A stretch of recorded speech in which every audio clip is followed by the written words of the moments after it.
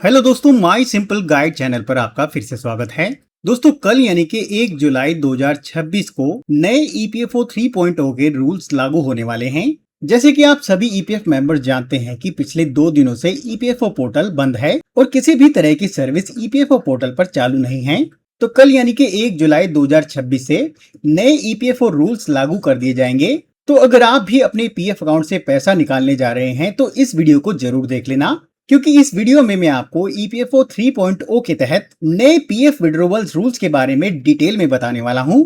यानी कि नए ईपीएफओ 3.0 के लेटेस्ट पीएफ विड्रॉवल्स के नियम क्या है, इसके अंतर्गत आप कब और कितना पैसा निकाल सकते हैं, ए टू जेड प्रोसेस आज की इस वीडियो में मैं आपको बताने वाला हूं।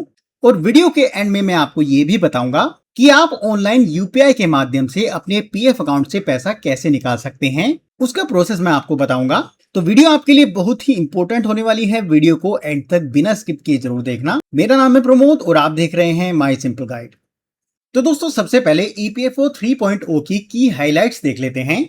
ईपीएफओ 3.0 के तहत पीएफ विड्रॉवल की 13 कैटेगरीज को 3 सिंप्लीफाइड कैटेगरी में बांट दिया गया है, जिसमें पहली कैटेगरी है एसेंशियल्स नीड्स, दूसरी है हाउसिंग नीड्स और तीसरी है स्पेशल सर्कमस्टांसेस। उसके बाद एलिजिबल बैलेंस की अगर बात करें तो ईपीएफओ 3.0 के तहत ईपीएफ मेंबर पीएफ बैलेंस का कंबाइंड कंट्रीब्यूशन निकाल सकते हैं, यानी कि एम्प्लॉय कंट्रीब्यूशन, एम्प्लॉयर कंट्रीब्यूशन और इंटरेस्ट तीनों अमाउंट को निकाल सकते हैं। और इन तीनों अमाउंट को मिलाकर जितना भी बैलेंस है उसका 75% ईपीएफ मेंबर्स निकाल सकते हैं। बाकी का 25% बैलेंस आपकी रिटायरमेंट प्रोटेक्शन के लिए यहाँ पर रोक लिया जाएगा। इस बैलेंस को आप रिटायरमेंट के बाद ही निकाल सकते हैं या फिर अनएम्प्लॉयमेंट के केस में ही निकाल सकते हैं।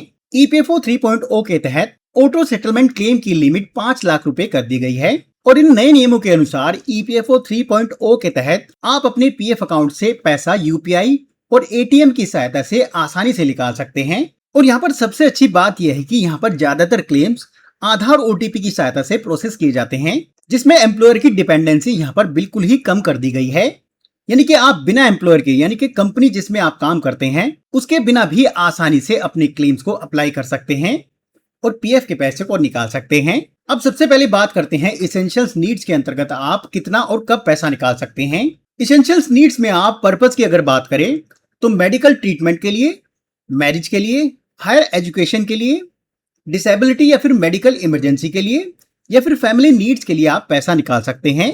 एलिजिबिलिटी की अगर बात करें तो मेडिकल ट्रीटमेंट के लिए यहाँ पर कोई भी मिनिमम सर्विस रिक्वायर्ड नहीं है। मैरिज के लिए मिनिमम 12 महीने की सर्विस आपकी होनी चाहिए। हायर एजुकेशन के लिए भी 12 महीने की सर्विस होनी चाहिए। डिसेबिलिटी या फिर मेडिकल इमरजेंसी के लिए भी कोई भी यहाँ पर सर्विस रिक्वायरमेंट नहीं है। फैमिली नीड्स के लिए भी नो मिनिमम सर्विस यहाँ पर रिक्वायर्ड है। अब कितना पैसा आप निकाल सकते हैं? आप अपने एलिजिबल पीएफ बैलेंस का 75% निकाल सकते हैं।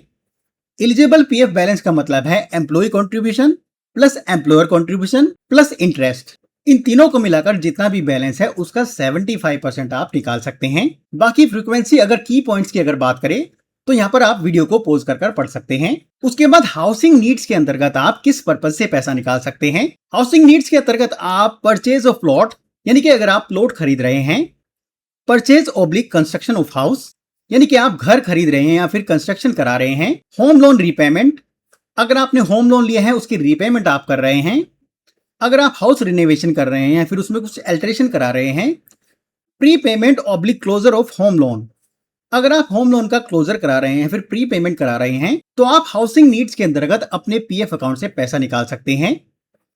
एलिजिबिलिटी या फिर सर्विस रिक्वायरमेंट की अगर बात करें तो यहाँ पर मैक्सिमम केसेस में 12 महीने की कंटिन्यूअस सर्विस होना जरूरी है। केवल हाउस रिनोवेशन, एडिशंस, अल्टरेशंस, इसके लिए आपको केवल 5 साल की कंटिन्यूअस सर्विस रिक्वायर्ड है। इसके अंतर्गत भी आप टोटल बैलेंस का 75% निकाल सकते हैं। उसके बाद स्पेशल सर्कमस्टांसेस की अगर बात करें तो इसके अंतर्गत आप पर्पज में नेचुरल क्लैमिटी जैसे कि बाढ़, भूकंप अगर आ गया है, अगर आपकी फैक्ट्री बंद हो गई है या फिर कंपनी बंद हो गई है, power cut, wage loss, disabled member के लिए अगर आप कुछ चीज खरीद रहे हैं तो उसके लिए, अदर सीरियस सर्कमस्टांसेस, तो इन पर्पज के अंतर्गत आप यहाँ पर पैसा निकाल सकते हैं। एलिजिबिलिटी सर्विस रिक्वायरमेंट की अगर बात करें तो नेचुरल क्लैमिटी के लिए यहाँ पर एलिजिबल ईपीएफ मेंबर जो अफेक्ट हुए हैं नेचुरल क्लैमिटी से, वो मेंबर्स यहाँ पर अप्लाई कर सकते हैं। Lockout, closure of factory establishment, इनके लिए यहाँ पर 12 महीने की कंटिन्यूअस सर्विस रिक्वायर्ड है। पावर कट या फिर वेज लॉस के लिए जो भी ईपीएफ मेंबर यहाँ पर एलिजिबल हैं वो यहाँ पर अप्लाई कर सकते हैं। Purchase of equipment of disabled members के लिए यहाँ पर कोई भी सर्विस रिक्वायर्ड नहीं है। अदर सीरियस सर्कमस्टांसेस के लिए यहाँ पर any other special circumstances approved by EPFO. Other serious में यहाँ पर जिन मेंबर्स को यहाँ पर ईपीएफओ अप्रूव करता है वो मेंबर्स यहाँ पर पैसा निकाल सकते हैं। यहाँ पर भी आप टोटल पीएफ बैलेंस का 75% निकाल सकते हैं। अब बात करते हैं कि अनएम्प्लॉयमेंट के केस में आप कब और कितना पैसा निकाल सकते हैं, यानी कि नौकरी छोड़ने के बाद आप कितना पैसा निकाल सकते हैं। नौकरी छोड़ने के बाद अगर ईपीएफ कंट्रीब्यूशन की बात करें तो 75% पैसा आप इमीडिएटली निकाल सकते हैं और बाकी का 25% आप 12 महीनों के बाद ही निकाल सकते हैं। यानी कि 12 महीनों तक अगर आपने कहीं नौकरी नहीं की है, आप अनएम्प्लॉयड हैं, तो आप बाकी का 25% भी निकाल सकते हैं। उसके बाद अगर ईपीएस यानी कि पेंशन कंट्रीब्यूशन की अगर बात करें तो यहाँ पर वेटिंग पीरियड 36 मंथ का है। यानी कि अगर आप नौकरी छोड़ चुके हैं और आपने 36 मंथ तक कहीं भी नौकरी नहीं की है, आप अनएम्प्लॉयड हैं, तो आप पेंशन कंट्रीब्यूशन के पैसे को भी निकाल सकते हैं। पेंशन कंट्रीब्यूशन आपको 100% नहीं मिलेगा, ये आपको टेबल डी के तहत यहाँ पर कैलकुलेट कर जो भी अमाउंट आती है वो अमाउंट आपको पे की जाएगी। और पेंशन का पैसा आप तभी निकाल सकते हैं अगर आपका टोटल सर्विस पीरियड 10 साल से कम है। अगर आपका टोटल सर्विस पीरियड 10 साल से ज्यादा है तो आप पेंशन कंट्रीब्यूशन को नहीं निकाल सकते हैं। उस केस में आपको स्कीम सर्टिफिकेट या फिर मंथली पेंशन पे की जाएगी। उसके बाद रिटायरमेंट की अगर बात करें तो चलिए जानते हैं कि यहाँ पर आप कितना पैसा निकाल सकते हैं। यहाँ पर आप देखेंगे अगर आपकी एज 54 ईयर्स से लेकर 58 ईयर्स के बीच में है तो आप अपने पीएफ अकाउंट के बैलेंस का 90% पैसा निकाल सकते हैं। इनके employ contribution plus employer contribution plus interest का 90% पैसा निकाल सकते हैं। और अगर आप 58 साल के हो चुके हैं यानी कि रिटायर्ड हो चुके हैं तो यहाँ पर आप अपने टोटल 100% पैसे को निकाल सकते हैं, यानी कि 100% पीएफ बैलेंस को निकाल सकते हैं।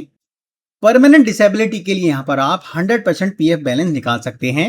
इसके लिए यहाँ पर नो मिनिमम सर्विस रिक्वायर्ड है। अब जो लोग इंडिया से छोड़कर बाहर रहने जा रहे हैं या फिर जिनकी डेथ हो चुकी है वो ईपीएफ मेंबर भी अपने पीएफ अकाउंट के बैलेंस का 100% पीएफ निकाल सकते हैं। यहाँ पर डेथ के केस में नॉमिनी को यहाँ पर क्लेम अप्लाई करना होगा। इन दोनों केसेस में क्या डॉक्यूमेंट रिक्वायर्ड है आप स्क्रीन पर देख सकते हैं और वीडियो को पॉज कर इसे नोट डाउन कर सकते हैं। अब बात करते हैं ईपीएफओ 3.0 के तहत आप पीएफ अकाउंट से यूपीआई के माध्यम से पैसा कैसे निकाल सकते हैं। जैसे कि आप जानते हैं कि 4 दिनों से ईपीएफओ पोर्टल और उमंग ऐप यहाँ पर बंद है, किसी भी तरह की सर्विस वहां पर चालू नहीं है क्योंकि उमंग ऐप और ईपीएफओ पोर्टल पर यहाँ पर माइग्रेशन किया जा रहा है, यानी कि नए सॉफ्टवेयर को अपडेट किया जा रहा है। और एक्सपर्ट्स का कहना है कि कुछ इस तरीके से आप अपने पीएफ अकाउंट से यूपीआई के माध्यम से पैसा निकाल पाएंगे, जिसका प्रोसेस फ्लो चार्ट आप स्क्रीन पर देख सकते हैं। आपको सिंपली ईपीएफओ पोर्टल या फिर उमंग ऐप पर लॉगिन करना है, अपने क्लेम को यहाँ पर सेलेक्ट करना है। उसके बाद अगर कोई डॉक्यूमेंट मांगा जाएगा तो उसे अपलोड करना है, आधार ओटीपी ऑथेंटिकेशन करना है। उसके बाद आपका क्लेम यहाँ पर ऑटो वेरिफिकेशन किया जाएगा और अप्रूव किया जाएगा। अप्रूवल के बाद यूपीआई मैंडेट कंफर्मेशन आपको करनी है और यूपीआई ऐप पर आपको उसकी ऑथराइजेशन ऑन करनी है। ये करते ही आपके पीएफ अकाउंट से पैसा सीधे आपके बैंक अकाउंट में इंस्टेंटली ट्रांसफर कर दिया जाएगा। तो दोस्तों आई होप वीडियो को देखकर आपको ईपीएफओ 3.0 के तहत पीएफ विड्रॉवल के सारे नियम समझ आ चुके हैं। तो वीडियो अगर पसंद आई है और इन्फॉर्मेटिव लगी है तो वीडियो को लाइक कर देना और अपने नौकरी पेशा दोस्तों को भेजना मत भूलना ताकि उनको भी इन नए नियमों के बारे में पता लग जाए। और अगर आप लाइव यूपीआई ईपीएफ विड्रॉवल की प्रोसेस देखना चाहते हैं तो कमेंट में लिखिए यस। नेक्स्ट वीडियो मेरी इसी के ऊपर होगी जिसमें मैं आपको डिटेल में लाइव दिखाऊंगा कि आप यूपीआई के माध्यम से ईपीएफओ 3.0 के तहत अपने पीएफ अकाउंट से पैसा कैसे निकाल सकते हैं। अभी के लिए धन्यवाद, अगली वीडियो के साथ फिर से मिलेंगे। All the best.